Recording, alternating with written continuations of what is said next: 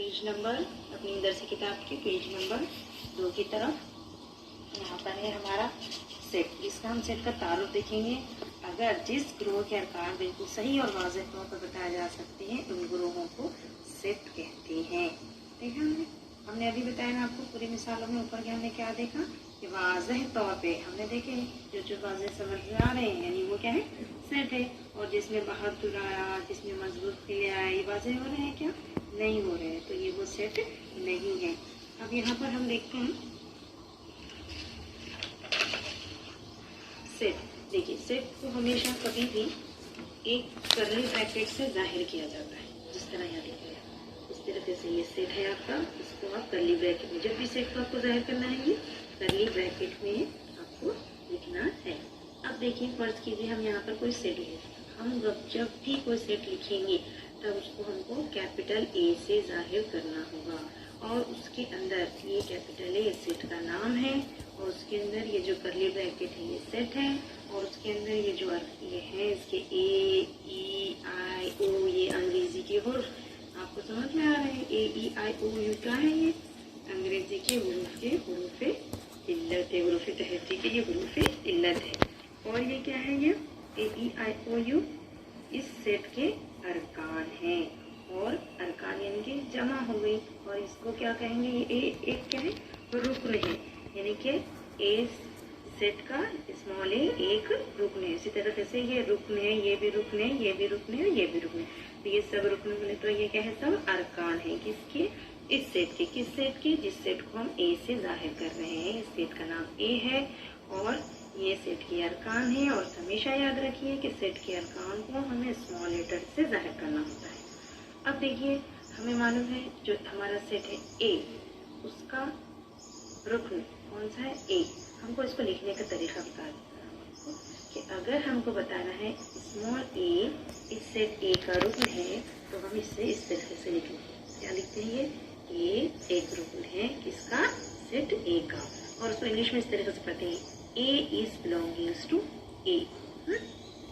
और इसी तरीके से सपोज फर्ज कीजिए यहाँ पर अगर हमारे पास इस सेट के अंदर बी है क्या? कहीं स्मॉल बी नहीं है, तो हम क्या कहेंगे? ये कैपिटल ए सेट ए का बी रुक्न है क्या? नहीं है, तो इसको जाहिर करने के लिए हम इस तरीके से लेंगे small B is not belonging to capital A, यानी कि जो बी है ये सेट ए का रुक्न। हमने सिफर इंक्लूड कर दिया है, आगे हमारे कौन से नंबर हो जाएंगे? सिफर 1 2 3 वगैरह वगैरह, यानी कि आगे और मुकम्मल होते जाएंगे। तो ये कौन सा है? हमारा मुकम्मल आदाद का सेट। देखिए जब भी सेट के अंदर सिफर आ गया यानी ये हमारा कौन सा सेट हो गया? मुकम्मल आदाद का सेट। और उसे इंग्लिश में क्या कहते हैं? Set of whole numbers. ठीक है, तो हमने जो दो सेट देख लिए, नेचुरल नंबर्स, होल नंबर्स। अब देखते हैं आगे और क्या बाकी रह गया हमारा है integers set of integers. That means हमको उसको क्या करेंगे?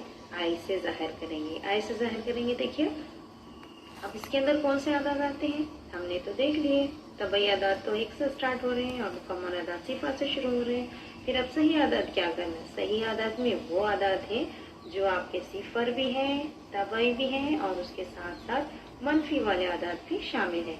तो सही आदाद का सेट यानी कि वो सेट जिसमें मुस्बत आदाद हो और मनफी के भी आदाद हो, ऐसे आदाद को सही आदाद का सेट यानी कि सेट ऑफ इंटीजर्स कहते हैं। इस तरीके से और नातिक आदाद का सेट, हकीकी आदाद का सेट, ये हम इंशाल्लाह आगे और देखते रहेंगे। Set of rational number, set of real number. Okay, तो जहाँ तक मैं समझती हूँ इंशाल्लाह आपको समझ में अच्छी तरीके से आ रहा होगा। फिर भी कोई डिफ़िकल्टी है तो आप कमेंट्स के ज़रिए बताइए। चलिए अब हम आगे बढ़ते हैं कि देखते हैं अब सेट लिखने के तरीके। सेट लिखने के एक्चुअली 2 तरीके हैं जो हमारे दरसी किताब में दिखाए गए हैं। नंबर 1 है फहरिस्ती तरीका और नंबर 2 है आपका खुसूसियत बयान करने वाला इबारती तरीका। तो हम ये दोनों तरीक़े भी देखेंगे इंशाल्लाह। तो चलिए आगे बढ़ते हैं। अब यहाँ पर देखिए एक मिसाल, मैं आपको इतना ही दिखाऊंगी। जब भी आपको पहला नाम जो हमारा है फहरिस्ती तरीका, फहरिस्त से ही समझ में आता है कि हमको यहाँ पर इस तरीके को फहरिस्त के ज़रिए दिखाना है। तो हम उसको इंग्लिश में कहते हैं लिस्टिंग मेथड और रूस्टर मेथड, नाम याद रखिए। और हमको इस जो हमें ये नाम याद रखने की बहुत ज़रूरत है। हम जब भी एक्सरसाइज मशक़ हल करेंगे तब हमको सवाल में कहा जाएगा कि फ़हरिस्त तरीके से लिखिए, या फिर फ़हरिस्त दिया गया है तो कहा जाएगा कि इबारती तरीके से लिखिए। तो हमें ये ध्यान में रखना है कि कौन सा तरीका कहाँ है। चलिए एक मिसाल दी गई है, हम उसी के ज़रिए समझाते हैं कि कैसे फ़हरिस्त में लिखते हैं। तो चलिए 1 से 10 के दरमियान तादाद के सेट को फ़हरिस्त तरीके से ज़ैन के मुताबिक लिखेंगे। यानी कि पहला सवाल 1 से 10 के दरमियान तादाद मालूम है हमको 1 3 5 7 9, ये जो है ना एक छोड़कर, यानी ये वाले कौन से आदत है आपके तादाद है। तो अब तादाद की फ़हरिस्त तरीके से ज़ैन के मुताबिक लिखेंगे। यानी कि पहला सवाल 1 से 10 के दरमियान तादाद मालूम है हमको 1 3 5 7 9, ये जो है ना एक छोड़कर, यानी ये वाले कौन से आदत है आपके तादाद है। तो अब तादाद की फ़हरिस्त, लेकिन कौन से कहाँ से शुरू है, 1 से लेकर और 10 तक, यानी कि इनके दरमियान, यानी 1 आना है क्या, नहीं, 1 के बाद वाला, और 10 आएगा क्या, नहीं, 10 से पहला, यानी 1 के बाद कौन आएगा, 1 के बाद 2 तो जुफ्त है, उसके बाद यानी पहला तादाद कौन सा रहेगा, 3 के बाद 5 के बाद 7 के बाद 9, लेकिन आगे आएगा क्या 11, नहीं, क्यों, क्योंकि ये 10 के दरमियान तादाद के सेट को फ़हरिस्ती तरीका है। तो ये हमारी हमने देख लिया सेट लिखने का तरीका हम जानते हैं। फर्ज करो कि हम इस सेट को ए से जाहिर कर रहे हैं, तो ये सेट है ए, इसका नाम दे दिया हमने कैपिटल से। सेट लिखने के लिए हमेशा कैपिटल लेटर्स का इस्तेमाल कीजिए। अब ये ए लिखे हैं और यहाँ पर तो कोई अल्फ़ाबेटिकल नहीं है, इसलिए स्मॉल लेटर का काम नहीं है, यहाँ पर हमको सिर्फ आदाद जाहिर करने हैं।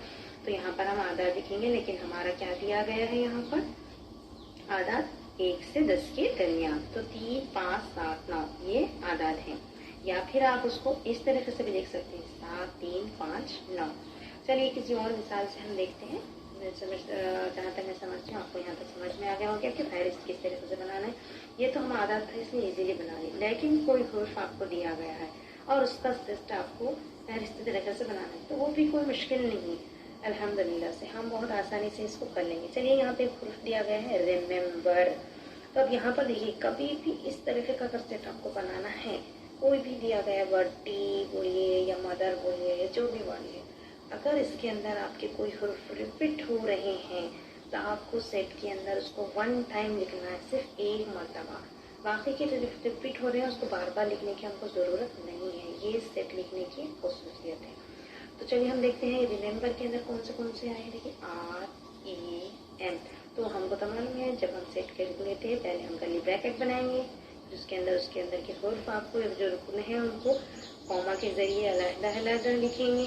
तो हमारा पहला है लेटर रिमेम्बर का R जो आ गया, कॉमा के बाद E, कॉमा के बाद M, कॉमा के बाद फिर E आया, तो हम दोबारा नहीं लिखेंगे। अब देखिए फिर दोबारा M आया तो वो भी नहीं लिखेंगे, एक ही मरतबा लिखेंगे। फिर आपका B आ गया तो फिर हमने B लिख दिया, फिर और E आ गया, E हमारा पहले से आ चुका है, इसलिए हम अब नंबर पर हमने इसको पढ़ना सीखे ना। तो अब आगे बढ़ते हैं। ए क्या है, एक सेट है जिसमें एक्स क्या है, एक रुकने है किसका, नेचुरल नंबर्स का, यानी तबई अदद का, जो कि एक्स क्या है, कौन सा अदद है, तबई अदद तो बहुत सारे हैं, ठीक, हमको कौन से तबई अदद के काम है यहाँ पर। तो यहाँ पर आपको लिमिट दे दी गई है, इसकी लिमिट है 1 से लेकर 10 तक, यानी कि एक्स क्या है, 1 से बड़ा है और 10 से छोटा है। तो ये आपको सेट को समझने की ज़रूरत है, ठीक है। तो इधर ना मैं समझती हूँ आपको समझ में आ गया होगा। और हाँ, यहाँ पर जो है एक्स या इसके बजाय आप वाई या फिर जेड कुछ भी इस्तेमाल कर सकते हैं। ये क्या है, मुतग़य्यर किसे कहते हैं, जो कभी भी चेंज होता है, बदलता है, उसे हम मुतग़य्यर कहते हैं। इंग्लिश में वेरिएबल कहते हैं, यानी कि एक्स वाई जेड ये भी क्या है, वेरिएबल्स हैं, ठीक है। तो ये एक मिसाल है ये लिखने का इबारती तरीका, यानी कि देखिए हम जो है प्रॉपर्टी देखें ना, अभी इसकी किस तरीके से समझा गया है। अब यहाँ पर इसका क्या मतलब है, एक ये क्या है, 1 और 10 के दरमियान वाक़ तबई अदद है। तो चलिए यहाँ पर हम और कुछ मिसालें देखते हैं। हमारी दरसी किताब के पेज नंबर सफ़ा नंबर 3 पर कुछ मिसालें दी गई हैं। फहरिस्ती तरीका और खुसूसियत वाला इबारती तरीका। तो देखिए यहाँ पे फहरिस्त में आपको आसानी से समझ में आ रहा है सेट ए है जिससे अरकान है DIVSON।